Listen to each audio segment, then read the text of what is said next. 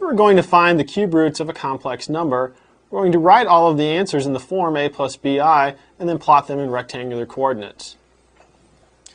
We're given this complex number, negative 8 plus 8 times the square root of 3i. I'm just going to rewrite that here. We're going to go ahead and call that w.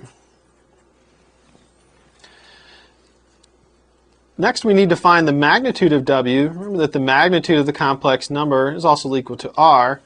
The magnitude is going to be the square root of negative 8 squared plus 8 times the square root of 3 squared.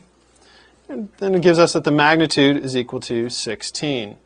So we can write w, this complex number, in polar form as w is equal to 16 times a negative 1/2 plus the square root of 3 over 2 times I, which is equal to 16 times the cosine of 120 degrees plus I times the sine of 120 degrees. Now we have our polar form. Using de Moivre's theorem, the three distinct third roots of w are going to be given by z sub k equals the cube root of 16 times cosine of 120 degrees over 3 plus 360 degrees times k divided by 3 plus I times the sine of 120 degrees over 3 plus 360 degrees times k over 3. This will simplify to 2 times the cube root of 2. Make that 2 a little bigger here.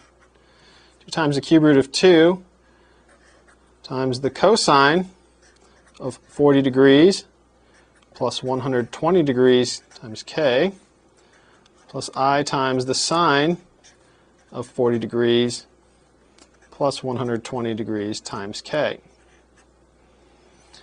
Here we're going to let k equal 0, 1, and 2 to get our three cube roots.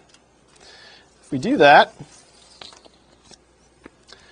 we'll get that z sub 0 is equal to 2 times the cube root of 2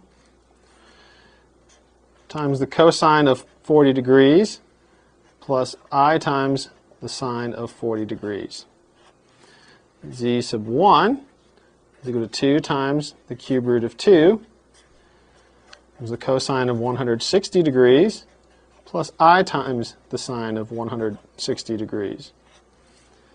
And z sub 2 is equal to 2 times the cube root of 2 times the cosine of 280 degrees plus I times the sine of 280 degrees. And if you notice that each of these three roots has the same magnitude, 2 times the cube root of 2. That means the points corresponding to each of these cube roots are going to lie the same distance from the origin. That is, the 3 points lie on a circle with the center at the origin and a radius of 2 times the cube root of 2. Furthermore, the points are equally spaced on that circle. Now that we have our 3 cube roots, we're going to go ahead and plot those in rectangular coordinates. Here you can see our diagram. We've got our circle, and we've got our three cube roots plotted on that circle. Here's z sub 0, z sub 1, and z sub 2. Notice that these are equally spaced along this circle, and the radius of this circle is 2 times the cube root of 2.